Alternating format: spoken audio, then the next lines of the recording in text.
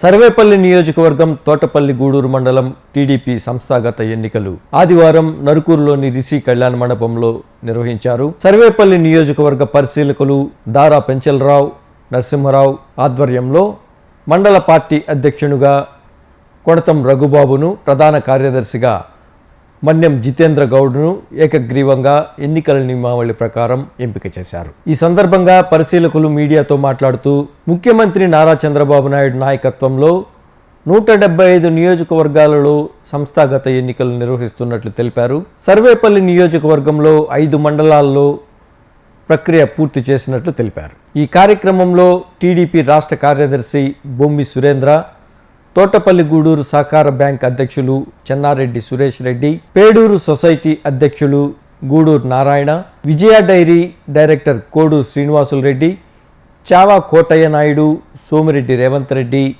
చింతా Sitaramayya, Suman, Chevuru Srinivasulu, Gopireddy, Venkateswarlu, AMC director Susmitha, Gangapatnam Sudheer, Venkata Subbaiah, మండల నేతలు, కార్యకర్తలు తదితరులు పాల్గొన్నారు. అనంతరం ఏకగ్రీవంగా ఎంపికైన వారిని సన్మానించారు. తోటపల్లి మండలంలో మండల కమిటీలు అందరూ కూడా ఎన్నుకోవడం జరిగింది.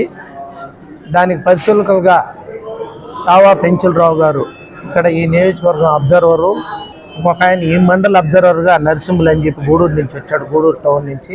వీళ్ళ ఆధ్వర్యంలో ఈరోజు అందరూ గ్రామ కమిటీ అధ్యక్షులు, నియోజకవర్గ మండల నాయకులు అందరి ఆధ్వర్యంలో కొణతం రఘుబాబు గారిని మండల పార్టీ అధ్యక్షుడిగా ఎన్నుకోవడం జరిగింది. మన్యం జితేంద్ర తోటపల్లి గూడూరు విలేజ్ నుంచి ఈ మండలానికి జనరల్ సెక్రటరీగా మన్యం జితేంద్రని ఎన్నుకోవడం జరిగింది. ఇవన్నీ కూడా పైకి పంపిస్తారు. ఆథరైజ్డ్గా వీళ్ళ ఆధ్వర్యంలో అందరి ఆధ్వర్యంలో జరగటం, ఇవన్నీ కూడా మళ్ళీ పైకి పంపిస్తారు. ఇవన్నీ కూడా తెలుగుదేశం పార్టీ సంస్థాగత ఎన్నికలు 175 నియోజకవర్గాల్లో 3-man కమిటీ వేసి ఆల్రెడీ ప్రతిపాదనలు పంపించిన వాటిని కూడా మళ్ళీ పరిశీలించి నిజమైన కార్యకర్తకి నాయకత్వం ఇవ్వాలనే ఉద్దేశంతో రాష్ట్ర వ్యాప్తంగా పార్టీని ప్రతిష్టం చేయాలని ఆయన ఈ సందర్భంగా మేము సర్వేపల్లి నియోజకవర్గ పరిశీలకుడుగా ఈ తోటపల్లి గూడూరు మండల పార్టీ అధ్యక్ష కార్యదర్శులని ఈరోజు ఎన్నిక శ్రమించాము. ఈ ప్రతిపాదనలన్నీ మేము మన మాజీ మంత్రి, మన ఎమ్మెల్యే గారు సోమిరెడ్డి గారికి, అదేవిధంగా పార్టీకి పంపిస్తాము.